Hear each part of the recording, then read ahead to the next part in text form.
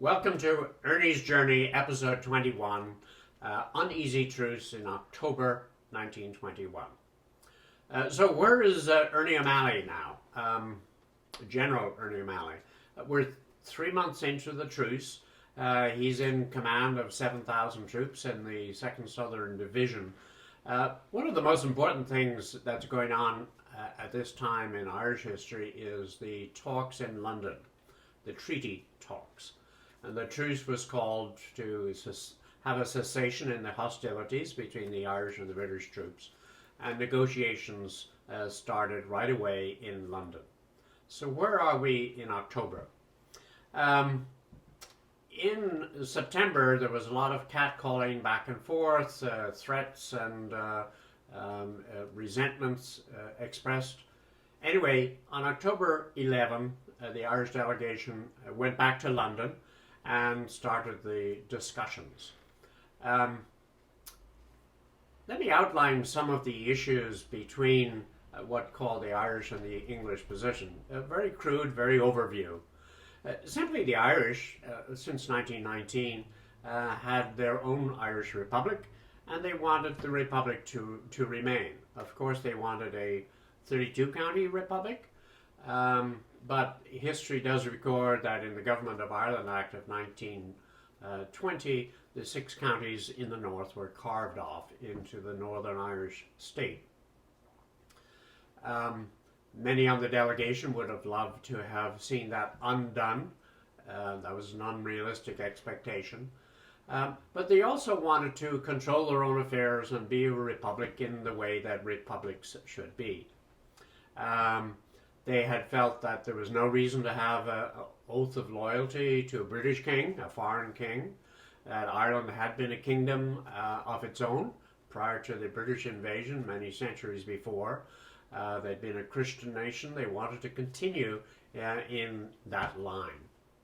Where was Britain? Well, Britain, as far as Britain was concerned, Ireland was just a blip on the colonial map of an empire. So they had colonized Canada and Australia, New Zealand. They had dominated and conquered other areas in the 19th century of the global expansion of the empires. And so they were into parts of Latin America, parts of Asia, parts of Africa. For them, as I said, Ireland was just part of a blip on their empire. They did not want to concede any nationalist aspirations, because if Ireland went a certain way, then parts of their empire might go that way. So a republic was simply a non-starter as far as the British were concerned.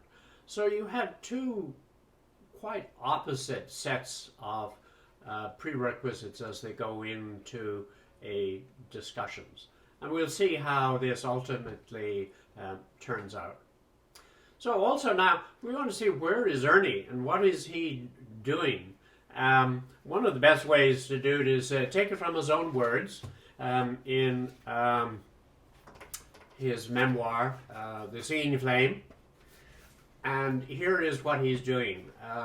We mentioned before that he had been in a training camp arrangement where he was trying to get his own troops trained. And here's what he was doing himself. In the nighttime, I dealt with the administrative work of the division, preparing lectures and helping to prepare training notes for the company. The men were not permitted to leave the campgrounds without a pass, but each was given a certain number of hours leave a week. Discipline was strict. Gradually, all took a pride in their own efficiency. Rivalry between squads developed. All were on their honor not to drink and reduce cigarette smoking. All papers around the camp, dead leaves and weeds had to be taken up. They had to respect the mountainside as well as their huts. Soon the surroundings were spotless. During rest periods, men could be picking up odds and ends of paper, decayed leaves, or cigarette butts. The Commandant girls, in their turn, came to cook and wash. Fresh flowers and empty tin cans would appear on tables. Sweet peas, wild roses, bunches of heathers and carnations. The girls came on foot, on bicycles, in ponies and traps, some of them in uniform. Always they brought presents: honey, homemade jam, freshly churned butter, griddle or large white oven cakes, a flitch of bacon, packets of cigarettes. Amongst them one day I recognized a certain girl. She was the one who had stopped me a year ago on the Ballyporeen Road and warned me that the police were lying in ambush in the direction I was going. So, just continuing. We trained the men in administration, organization, scouting, field sketching, engineering. We rehearsed imaginary barracks assaults and ambushes. Taught them the use of explosives and landmines and how to maneuver. One day on maneuvers, a position up the hill was being attacked. Machine gun was maintained by beating tin cans to make attackers realize they could not advance rashly. I was an umpire, mounted on a horse that seemed to reach to the heavens. He was so high. I came on one of the defenders in the angle of a hedged field, sitting down smoking.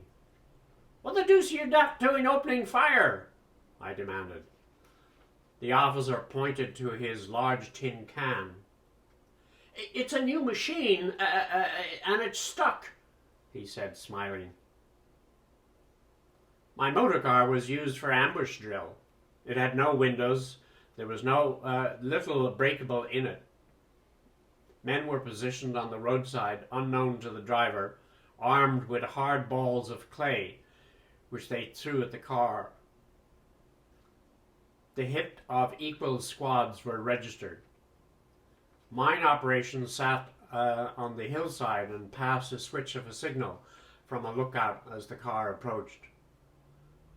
The wire leads were concentrated with a bell instead of an explosive.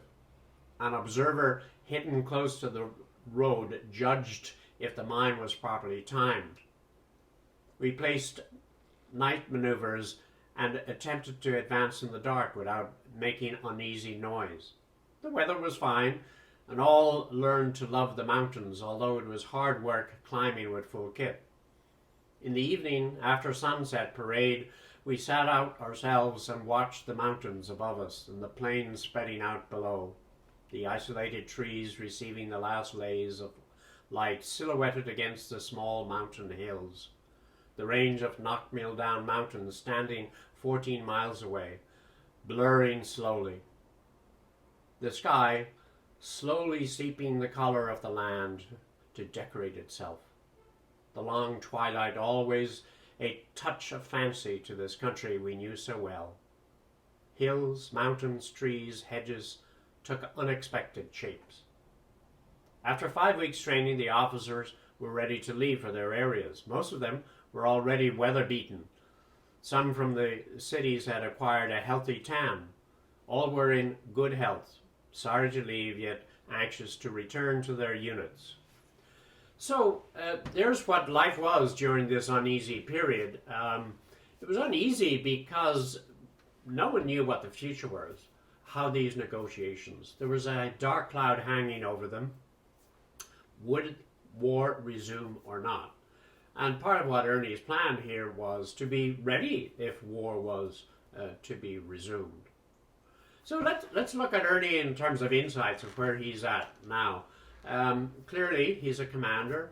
He's fully self-reliant. He has plenty of initiative. He's started his training. He didn't initially have someone to help him do the training, so he did it himself. He is also trying to inculcate into his comrades a sense of responsibility and initiative. Now, of course, there's a risk when you initiate initiative into people, because they can continue to feel independent. And remember, the IRA structure of these 65 brigades, which for 4 or 5 years had been really independent of headquarters, and as you get a new division created, almost independent of headquarters, you have what you'd call a local a concentration or loyalty. And it's not to the headquarters, and it's not necessarily to the republic itself. It's to the people who surround them, their comrades. And so you can also see that as you inculcate that sense of independence and spirit, that if the tie is not very close with the headquarters, and if the headquarters make a decision which they disagree with, then these people might not follow that decision. Anyway, that's for the future. Also, Ernie expresses on occasion a doubt about what is going on. He was suspicious from the start of what these negotiations were. He had never been consulted as why there should be a suspension. He, as a military leader, of course, took advantage of the occasion, but there was this lingering doubt in his mind. Anyway, so join us next month for a London visit and meeting Michael Collins.